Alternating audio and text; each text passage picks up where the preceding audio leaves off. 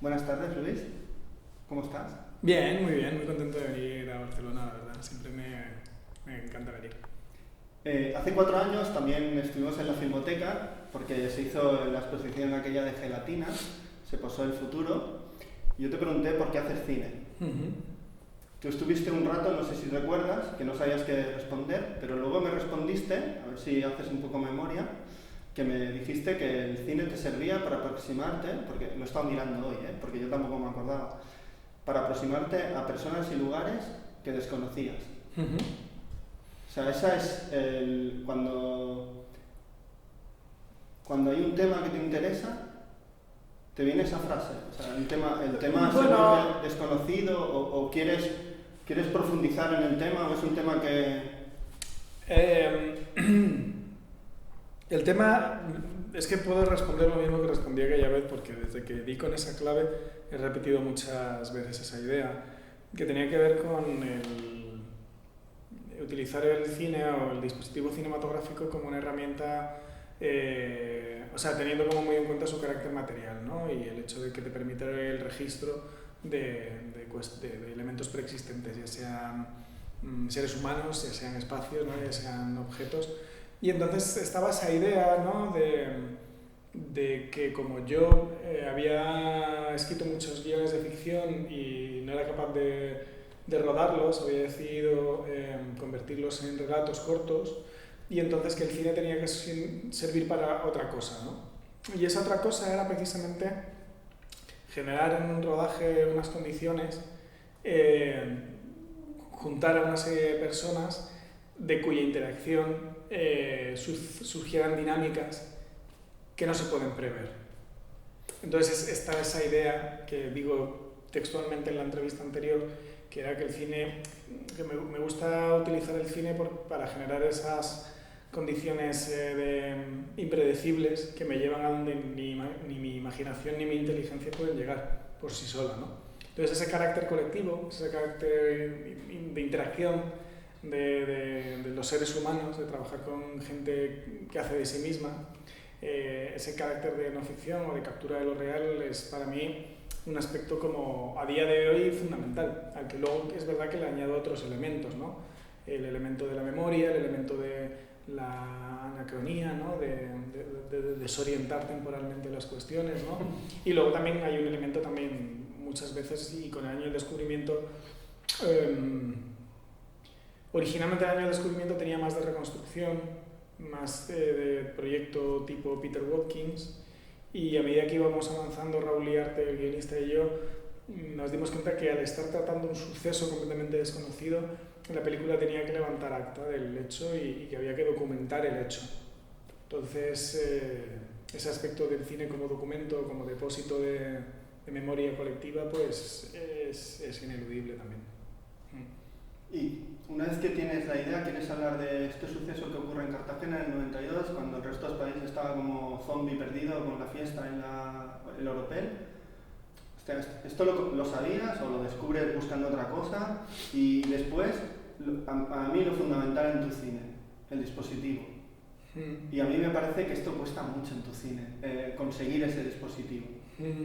El año del descubrimiento procede de un poco de la sensación que se me queda después de hacer el futuro, de que me quedo con la necesidad de volver sobre esa época, ¿no? Y hablar de esa época desde otro lugar, totalmente opuesto y más periférico, porque al final me da la sensación de que estaba discutiendo la época, pero remitiéndome a su imagen dominante. Son como una especie como de díptico, en realidad, las dos películas. Y entonces consideré... Como de protesta, ¿no? Casi. O sea, el año del descubrimiento nace como una protesta. Como una respuesta, sí. Como una decir, ostras, no he llegado... Esto lo pensaba con Víctor Lenore, ¿no? Que escribió Espectros de la movida, y yo decía, bueno, es que no podemos...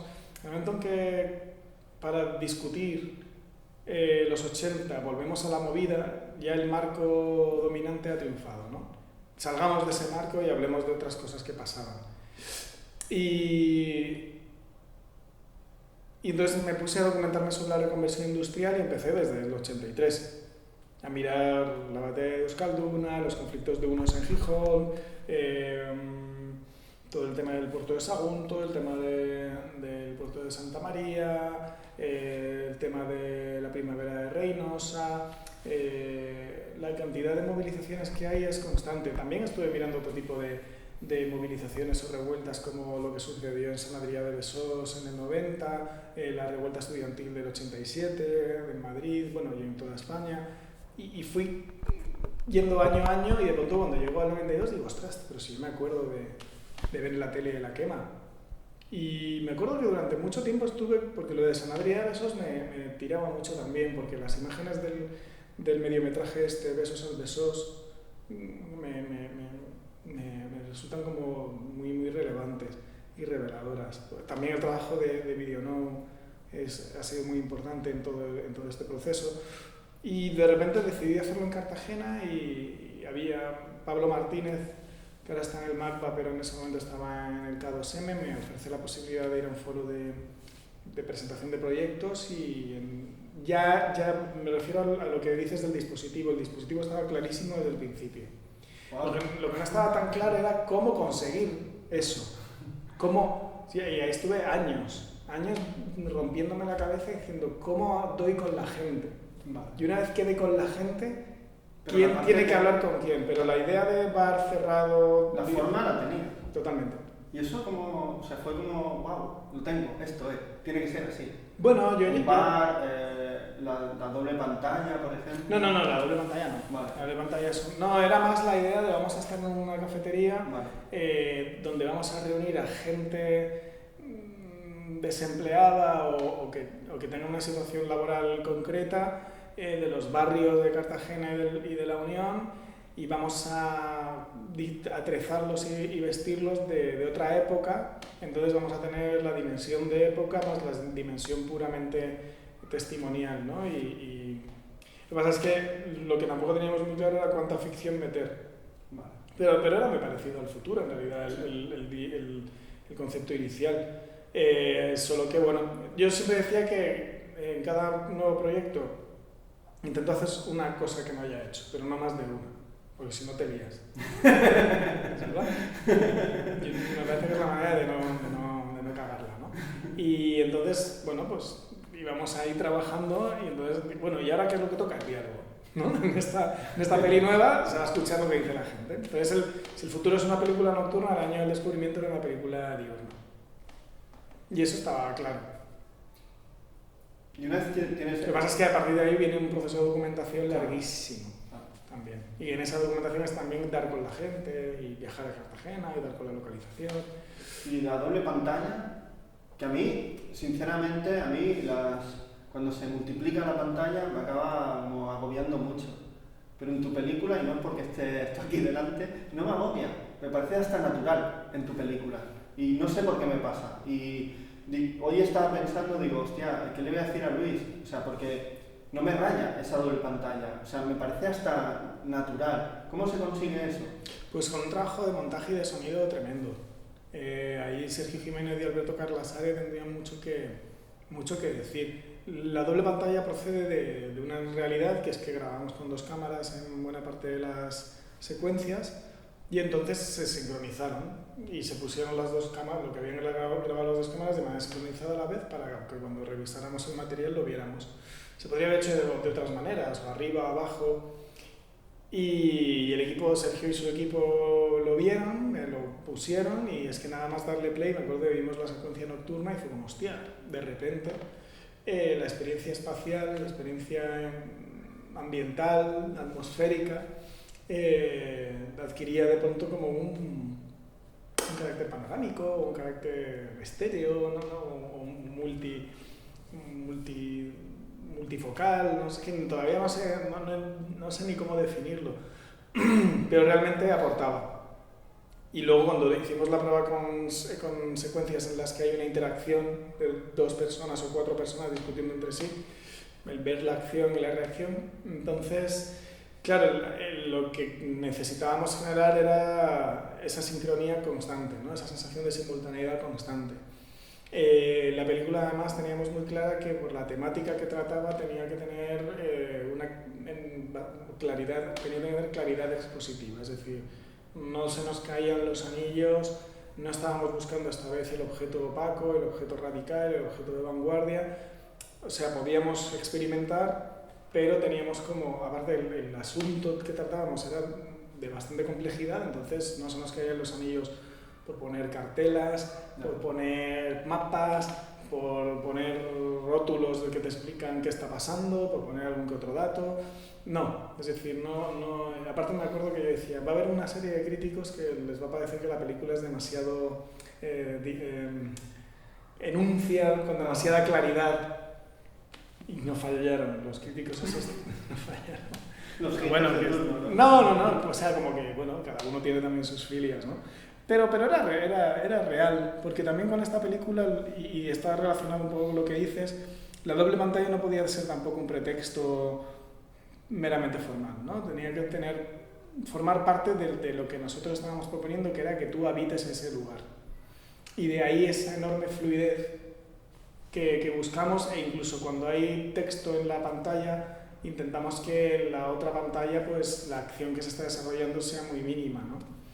Entonces, y luego lo que pasa es que esa simultaneidad que se construye en la doble pantalla y que está elaborada en montaje, había que, para que esa unificación, esa fluidez, que es muy orgánica, porque yo al final lo que quería era reproducir la experiencia que había tenido pensando esta película en cafeterías, ¿no? De escuchar a uno, mirar a otro, y esas migraciones o esos cambios de punto de vista están muy acompañadas también por todo un trabajo sonoro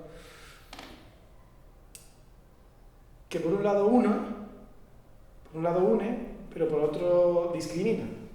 Y esa idea ese trabajo de unir las pantallas para que entiendas que lo que está pasando en cada una de las pantallas está aconteciendo a la vez, pero a la vez discriminar los planos sonoros, ahí Carla Sare tuvo que hacer un trabajo complicado que está muy basado en el trabajo que hizo Jorge Alarcón en sonido, que era muy, muy preciso. Yo creo que es una película completamente libre, os habéis sentido muy libre a la hora de organizarla, de filmarla, a la hora de editarla, porque 200 minutos, o sea, yo con Óscar Orengo, fuimos a verla y nos hubiéramos quedado 200 más, y eso me ocurre poco en el cine. Es muy difícil hacer una película de 3 horas y 20, es que es mucho. Es que hay mucha gente que mira en la duración y ya se acojona. Pero nosotros entramos allí como, hostia, vamos a tener una experiencia brutal. Y yo, por ejemplo, me acordé mucho de mi padre, porque mi padre participó en la huelga del metal del 76 en Sabadell. Y digo, wow, qué valientes y fuertes tenían aquella gente, y nosotros qué somos. O sea, me fui de muy mal rollo después de ver tu película, no por la película, sino por el sentimiento ese de derrota que tenemos hoy en día, y en aquella época no la tenían. Aquellos tíos que lucharon, o sea, luchaban. Hoy en día parece que nos hemos conformado. No sé, tú después de bucear en todo este material y hacer esta película, ¿tú cómo lo ves? ¿Somos unos derrotados? Pues es que para mí... ¿Somos más cobardes o qué? No, es que había un capítulo en la película, había otro capítulo más, ¿no? que no pudimos ya incorporar, que acababa con la insumisión al servicio militar, pero que profundizaba más en la lucha antifranquista, ¿no? Y entonces, claro, también hay unas estructuras, lo hablaban mucha de la gente que lideró el movimiento sindical, o que eran los hermanos mayores o las hermanas mayores de los sindicalistas en los 90, habían participado en el PC clandestino, en la lucha antifranquista, y hablaban mucho de que había un cauce de militancia al que te llevaba la propia, muchas veces, la religión, ¿no? Ibas a misa y de pronto había curas obreros que de pronto te metían en la OAC o en la JOC, que es la Juventud Obrera Católica o Cristiana, no me acuerdo, y ese cauce de militancia hacía como que te comprometieras y te involucrabas en una dinámica que generaba también un modo de vida. Y esos cauces de militancia desaparecen en la democracia, pero uno no se puede culpabilizar o responsabilizar, y luego, claro, para mí la verdad es que es una película que rastrea o ilumina una genealogía de disidencia, de militancia, de compromiso democrático, y entonces de pronto darle la vuelta al relato que hay sobre un sitio como la región de Murcia, que está tan tan condicionado por una mirada externa o que ahora mismo tiene unas características de fundamentalismo católico, de ultraderecha, de caciquismo, agrario. De repente ya solo romper esa dinámica me podía parecer inspirador para generaciones futuras.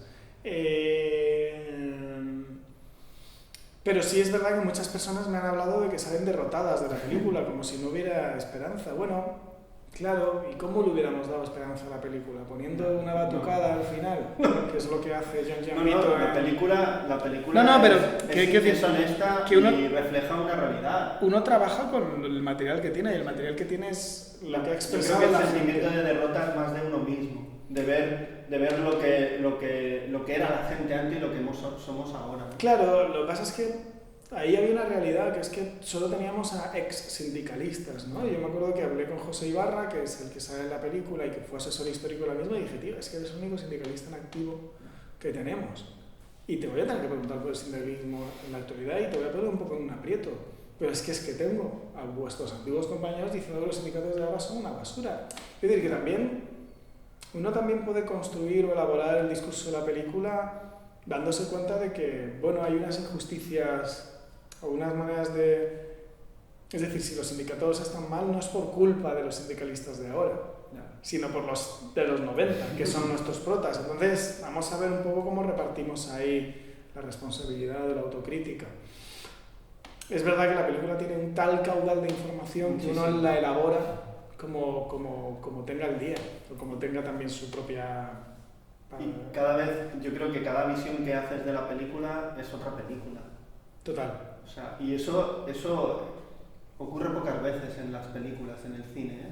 Que la película, no sé por qué, parece que tenga vida y se vaya moviendo y crezca y vaya hacia un lado y vaya hacia otro según la mirada que la va viendo.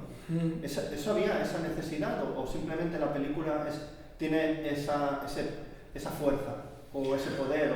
Nosotros hay un momento en que lo del 92 se nos desborda y entonces ya nos metemos en hacer una memoria social colectiva de la clase obrera. Y aparte, originalmente la peli empezaba en el 73, en la Primera República, que acaba en Cartagena, por eso también lo tuvimos que... Pero había también, bueno, pues sí, un manual, ¿no? Despertar, auge y declive de la clase obrera, del sentimiento obrero en España, ¿no? Y para mí también había una cosa de manual, de modo de empleo, ¿no? En plan, ostras, ¿qué es lo que no tiene que hacer determinados colectivos o determinados partidos si no quieren desaparecer, ¿no? Porque también me parece como muy elocuente, incluso la gente, los militantes así de partidos socialdemócratas que han ido a ver la película en Murcia, es como, ostras, es que esto nos sirve para el futuro, ¿no? Entonces, sirve para el futuro que enronca con mi primera película. Entonces, nosotros lo que teníamos muy claro era que la película tenía que darle tiempo y de desarrollo a cada una de las voces que aparecían. Y de ahí su duración. Y es verdad que la actualidad va a una velocidad cada vez más acelerada. No dejan de pasar cosas y cambiar los gobiernos y cambiar las circunstancias de vida.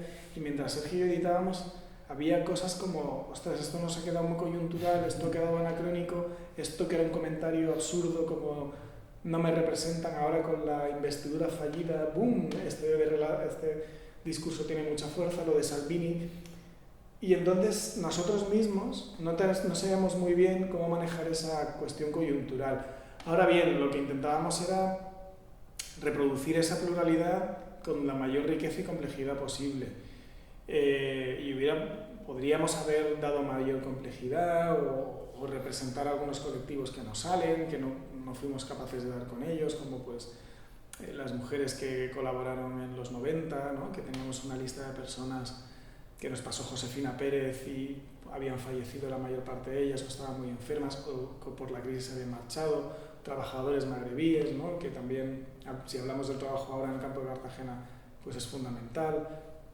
Cartagena es una ciudad muy militar, habría estado bien que saliese un militar, y a ese sí lo teníamos, pero no le permitimos salir. Tiempo tendrás que hacer la segunda parte, ¿no? Claro, ese era el tema, que el afán totalizador es infinito, y ahí pues bueno, nos basábamos mucho en los trabajos de Svetlana Alexievich.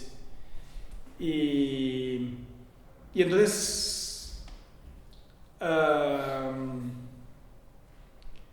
es verdad que había una radiografía popular que queríamos hacer, y luego es verdad que el sismógrafo detectó cosas que nosotros éramos conscientes de que estábamos haciendo una película que dentro de 30 años se verá de otra manera distinta y que recogerá algunas cosas que ya veremos cómo evolucionan, pero los discursos xenófobos, los discursos más derechistas y reaccionarios, el desparpajo con el que hay nostalgia de Franco, eso sí que era algo que no nos esperábamos, que nos sorprendió y que probablemente hable mucho de nuestra actualidad y veremos cómo evolucionan todos esos personajes en el futuro.